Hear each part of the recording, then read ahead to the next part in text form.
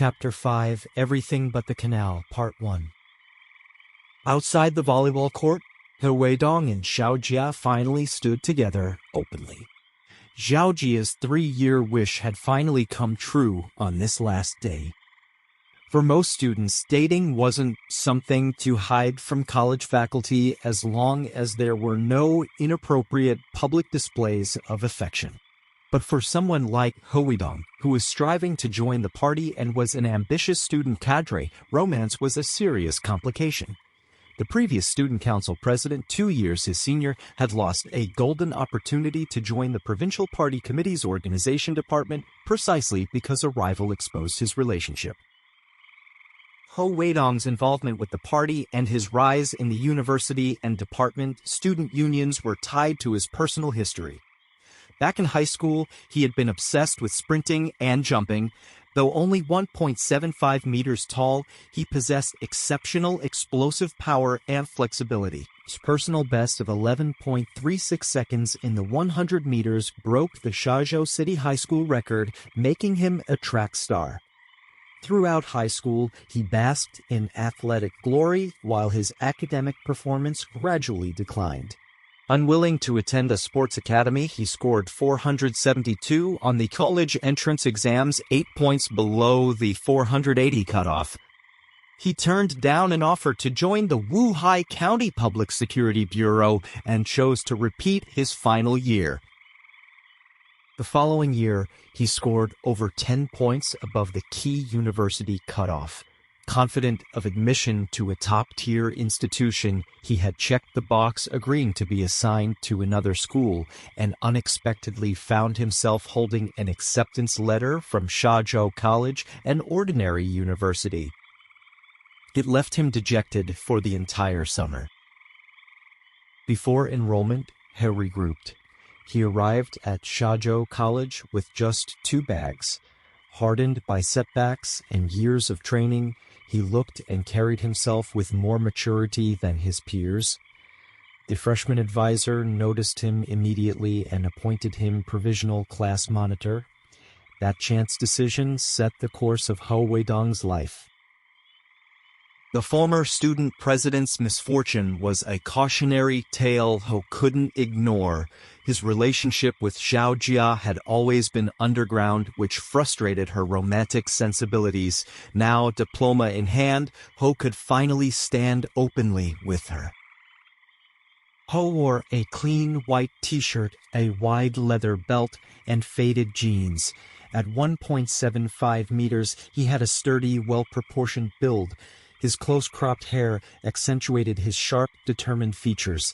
Xiaojia, in a pale red maxi dress, held his hand proudly, watching the occasional passing girl, some from the Department of Political Science and Law, stare in shock at the couple waiting hand-in-hand for the shuttle. Banners hung from trees, fluttering in the wind. Take care, buddy. Visit often. Safe travels. College leaders waited by the roadside to see the buses off. The campus radio played Zheng Jiwa's Sailor. The bitter sea wind stings my face, making father's scoldings and mother's tears forever unforgettable. As a boy, I often walked alone on the beach, barefoot, curling my toes in the sand, searching, yet finding no proof of life. The asphalt streets of the city are too hard to leave footprints. The familiar melody drifted across campus. After graduation, karaoke would sweep the nation, and Sailor would become one of Hou Weidong's signature songs. As the first bus started, cries, high and low, sharp and muffled, rose from inside and outside the vehicle, like grasshoppers startled by a clumsy foot, scattering into the blue sky. For Hou, parting wasn't the main issue. His mind was on the trip to Shenzhou, the daunting visit to his future in-laws. It weighed on him with an indefinable anxiety, overshadowing the sorrow of departure. Xiaojia seemed to sense his unease. "Weidong, don't worry. It's a natural step." Hou mentally steeled himself. "We all die anyway. What's to fear?" Aloud, he said, "I'm not worried."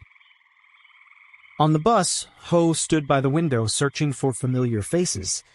The people he'd seen daily had suddenly vanished, replaced by scattered, vaguely recognizable classmates boarding coaches bound for different cities. As the bus ahead started with a deep rumble, it shuddered and began rolling slowly forward. Once they passed the college gate, Xiaojia looped her arm through his. After so long in secrecy, such public affection felt unnatural. He glanced around instinctively, then remembered they were no longer Xiaozhou college students. There would be no department head glaring disapprovingly at couples, no retired old dean enforcing his famous rule, walk in rows, no holding hands. All that remained behind with the receding campus. They sat openly arm in arm, Xiaojia resting her head on his shoulder. The bus was crammed with boxes and luggage. Hou scanned the compartment. Aside from two familiar-looking students from other departments whose names he didn't know, there was no one from the law department, none of his classmates, none of Xiaojia's. Though they'd often passed through these gates, today felt different. The ugly college gate was a dividing line. Beyond it, everyone on board shed their student identity and became members of society. Male students were now men, comrades, masters, or bosses. Female students were now women, comrades, misses, or madams. For those unprepared, reality would soon make itself felt. Yang County wasn't far from Xiaozhou, about 3 hours by bus, passing through a small town called Donghong. The road from Yang to Donghong was a broad highway, but beyond that dilapidated town, it became a narrow, winding, poorly maintained dirt track. As the bus jolted along, Hou said to Xiaojia, leaning on his shoulder, Xiaozhou is an industrial powerhouse, the superior prefecture to 4 counties, including Yang, Wuhai, Linjiang, and Zhengjin. Its economy is strong. Why is this road in such terrible shape? Xiaojia, a biology major, knew little about such matters. She listlessly replied, Donghong is just a small town. Building a good road here isn't very useful.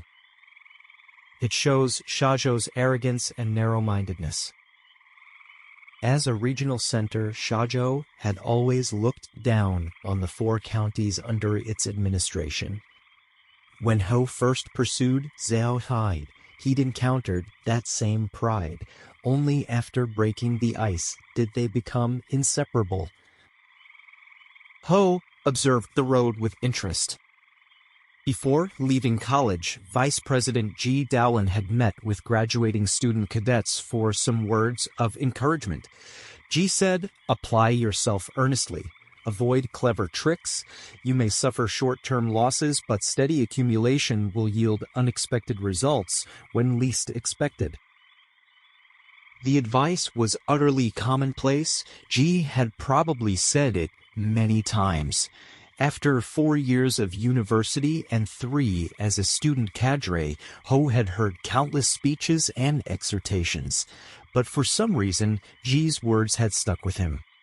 He didn't know why, but they kept resurfacing during these last days. Leaving campus, Hou found himself pondering questions he usually ignored. Why is the road from Shay to Donghong so bad? Build roads to get rich? Don't the Xiaozhou authorities know that? The thought preoccupied him, even overshadowing his fear of meeting the parents. 3 hours later, when the words "Welcome to Xiaozhou" flashed golden outside the window, Hou felt indescribable emotion. He repeated to himself, we all die anyway. What's to fear? Then he stepped off the bus and onto the soil of Xiaozhou. Chapter 6, Everything But the Canal, Part 2. Xiaojia, do you think your parents will even let me in? Xiaojia hesitated. I don't know. We'll just have to play it by ear. The memory of her parents' fury when they discovered the letters was still vivid. Now she was bringing home the boyfriend they firmly opposed without even consulting them. Having worked in the factory for over 20 years, her parents were straightforward and quick-tempered. Xiaojia dreaded to think how they might react. Hou Weidong felt for his ID card and the 200 yuan in his pocket. If they won't let me in, I'll head back to Yang or find a hotel. I wonder how much hotels cost in Xiaozhou. For graduation, his family had given him some extra money for various expenses. With 150 yuan on him, he figured it was enough for a hotel, some noodles, and the bus fare back to Yang. We all die anyway. What the hell is there to be afraid of? Ho pumped himself up and said, Xiaojia, don't worry. Xiaojia's face was clouded with anxiety, her pretty brows knitted tightly. After a long pause, she said, meeting them was inevitable sooner or later. There's no avoiding it. She gripped his hand firmly. Whatever happens, we'll be together. We have to have faith. But do we really? During the 3-hour bus ride, Ho had put himself in her parents' shoes. From their perspective, he's in Yang, she's in Xiaozhou. If they marry, they'll live apart. That means someone has to transfer. But Xiaozhou is a established industrial city, and Yang is just one of its subordinate counties, nowhere near as developed. Transferring from Yang to Xiaozhou without special connections will be incredibly difficult. The thought dampened his confidence. Recognizing his own wavering resolve, he quickly bolstered himself. I'm an outstanding graduate of Xiaozhou College. I'm going to make something of myself. They have no reason to reject a good son-in-law. As the bus entered downtown Xiaozhou, broad avenues, well-tended trees, towering buildings and streams of cars flashed by, once again making Ho tense. His confidence dipped again. He straightened his back. We all die anyway. I'm Hou Weidong, an outstanding graduate of Xiaozhou College. What the hell is there to be afraid of? Crossing a large bridge, Xiaojia pointed toward an industrial area on the other side of the river. My parents work in that factory. It's one of Xiaozhou's top 10 enterprises. When the bus arrived at the station, Ho greeted a couple of familiar-looking classmates, then picked up Xiaojia's large suitcase and headed out of the station. Xiaojia's family was relatively well off. Compared to her classmates, she spent money freely. Before graduation, she had given all her college belongings to Auntie Yang, the gatekeeper. Over the past 3 years, Auntie Yang had always looked out for her.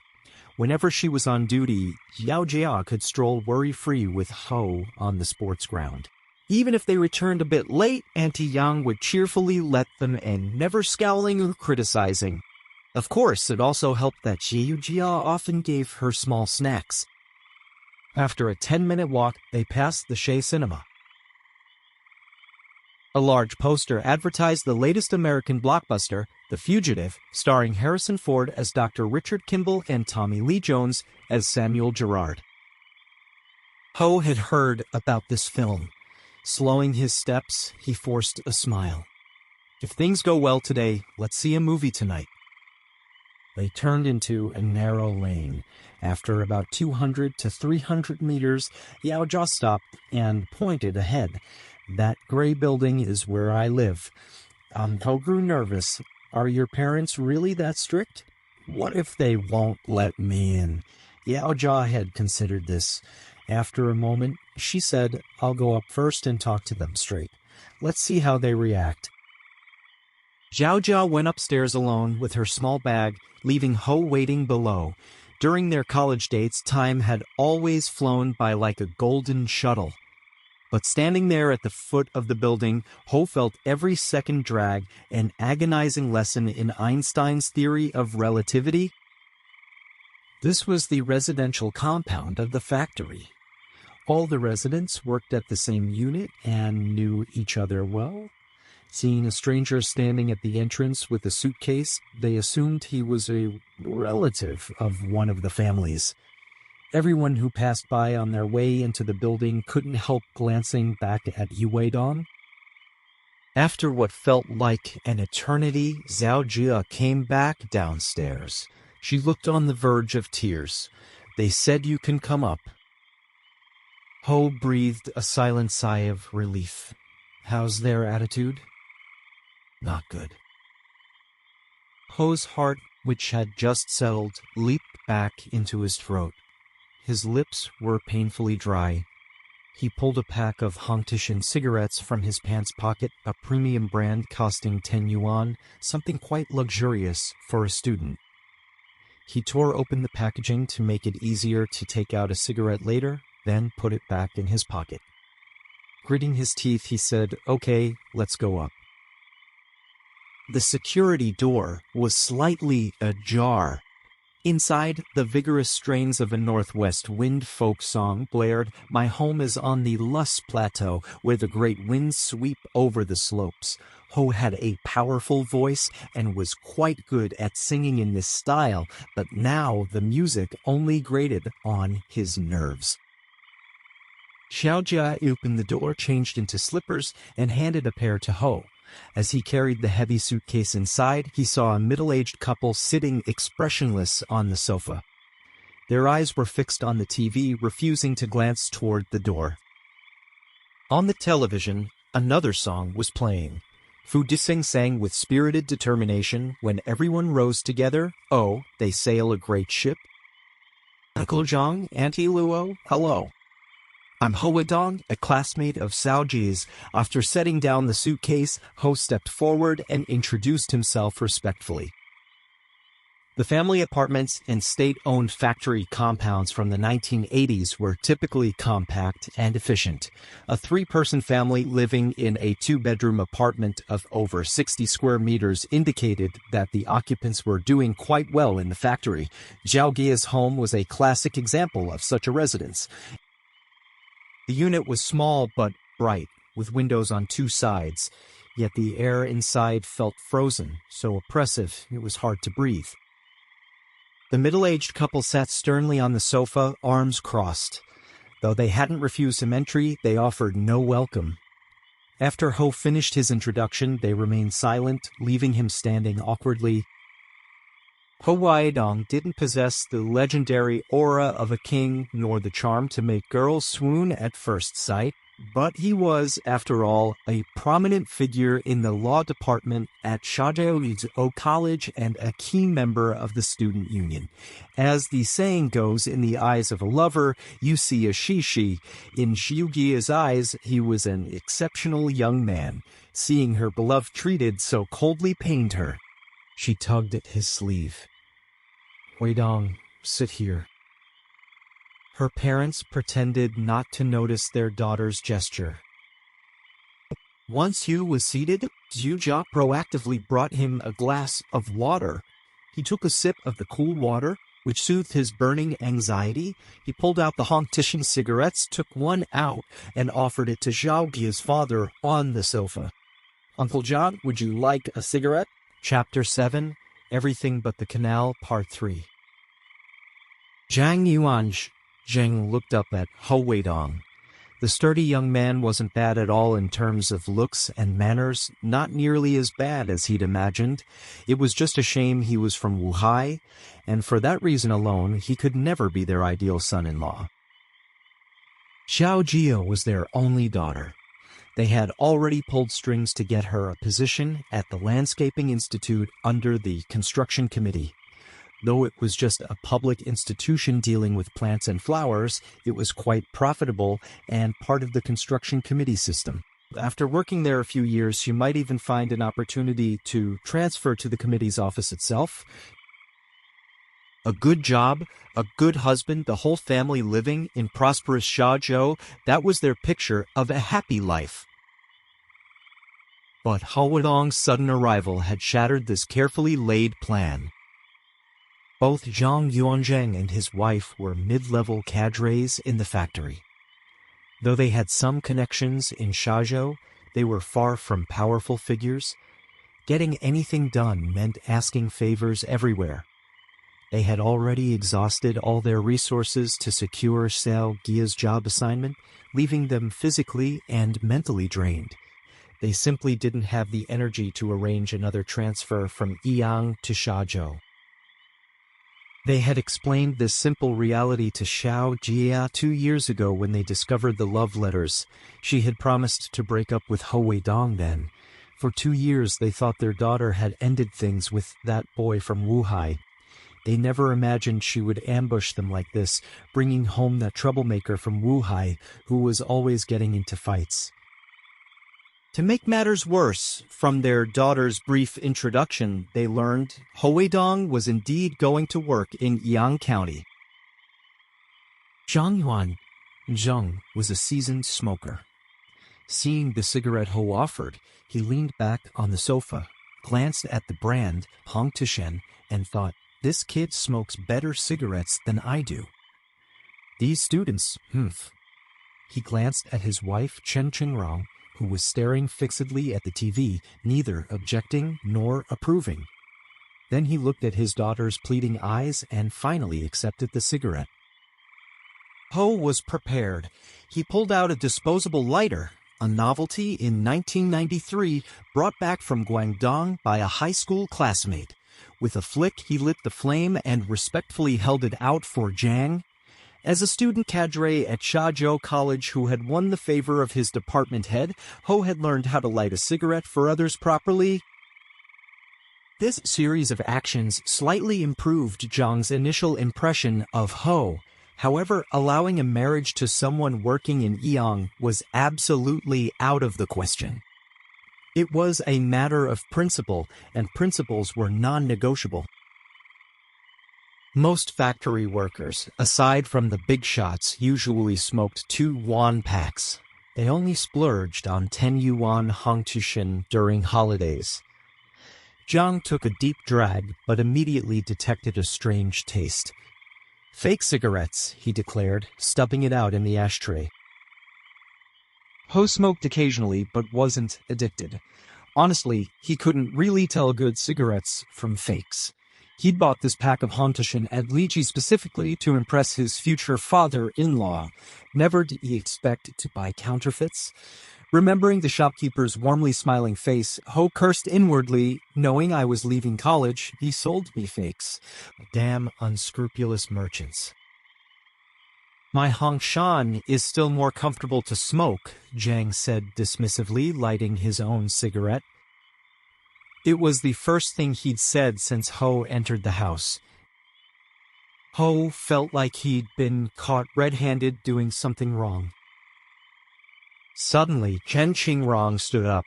She walked to the window and shoved it open with unnecessary force, the noise reverberating through the room. "Smoke, smoke, smoke. You're coughing like you're going to spit up blood, and you still smoke? You'll smoke yourself to death one day."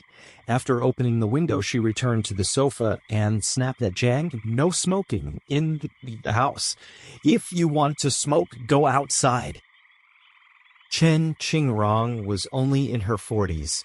Time had left its marks on her face, but it had also made her shrewd and capable.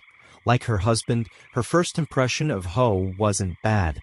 Her opposition to her daughter marrying someone from Yang stemmed largely from her own experience. In their youth, she and Zhang Yuanjia had lived apart for 12 years. Those 12 years of separation had left the couple with indelible, painful memories. They judged potential sons-in-law based on their own life experiences, wanting to protect their daughter, who hadn't yet faced the hardships of society, from making a wrong choice that would lead to irreparable pain. Xiaojia looked exactly like a younger version of Chen Qingrong. The difference was their temperaments. Chen was strong-willed and sharp-tongued, while Xiaojia had a gentler nature. Now, seeing her parents treating Hou with such coldness, tears welled up in her eyes. She was about to speak when she caught Hou's look and held back. "Mom, Dad, what are we having for lunch? I'll go prepare the vegetables." She stood up and said to Hou, "Let's go prepare the vegetables together." As Hou rose, Chen Qingrong also stood up from the sofa. "Just sit down." "We don't need your help with the vegetables." She walked straight into the kitchen and slammed the door shut. The aroma of chicken soup wafted from the kitchen. Knowing her daughter was coming home, Chen had asked for time off specially to buy a free-range chicken from the market early that morning and had been simmering it over a low fire until it was fragrant. Seeing the pot emitting such a delicious smell only angered her more. She turned off the stove with a sharp click, kicked the vegetable basket on the floor, then stood in the kitchen, wiping her tears. After a moment, Zhang Yuanzheng also entered the kitchen. Seeing his wife teary-eyed, he said angrily, "Xiaojia is so inconsiderate." She didn't say a word and just brought him home. Seeing Chen was still upset, he tried to console her. "Since he's already here, let's have lunch and then talk to him properly. The young man seems quite decent, pretty polite." Chen said dissatisfiedly he offered you a cigarette and you changed your stance. If this were before liberation, you'd definitely be a traitor. She continued, "Thinking about those over 10 years we lived apart still terrifies me. We can't let our daughter repeat our mistakes. She hasn't entered society yet and doesn't know how tough life can be." Seeing both her parents were in the kitchen, Xiaojia held Hou's hand and said, "I'm sorry." A month ago, Xiaojia had met Hou's parents. Hou's father was a veteran station chief at the Wuhai County Public Security Bureau, and his mother was a primary school teacher. They were very pleased with Xiaojia and had naturally welcomed her warmly. The stark contrast between how the two families treated her made Xiaojia feel deeply guilty. During the journey to Shazhou, Hou had mentally prepared himself for various scenarios. Seeing Xiaojia's guilty expression, he comforted her softly. "This is already much better than I imagined. I understand how they feel. Don't worry, no matter what, I won't get angry." When Xiaojia first met Hou Weidong, he had been quite impulsive, getting into several fights with the most troublesome boys in the law department. Who would have thought 4 years of university would turn the once brash Hou Weidong into someone with a steady character? Perhaps, as Hou himself said, it was a return to his true nature. Hearing footsteps from the kitchen, Hou withdrew his hand from Xiaojia's and sat quietly, watching a man and woman on TV laughing and talking about something incomprehensible. It was some kind of talk show, but though Hou understood every word, he couldn't figure out what topic they were discussing. Zhang came in carrying a large bowl from which floated an irresistible aroma. After 3 hours on the bus, Hou's stomach had long been growling. The smell instantly awakened his appetite. As Zhang turned back to the kitchen, Hou couldn't help but swallow his saliva. A moment later, Zhang brought out a plate of small fish fried to a crisp. These were little fish caught from the big river, and their fried fragrance was Xiaojia's favorite. Xiaojia understood clearly that her parents had prepared this for her. Thinking of this, she couldn't help but feel a bit guilty, losing the self-righteousness she had felt when first returning home. Chen Qingrong finally returned to the living room. She heavily placed a bowl of braised fish on the dining table, took the bowl of rice Xiaojia handed her, and without inviting anyone to join her, began eating intently. Zhang Yuanzheng soon emerged from the kitchen as well, gave the table a firm tug, and plopped down into his seat. All remained sitting on the sofa. It felt wrong to go over and eat, but also wrong not to.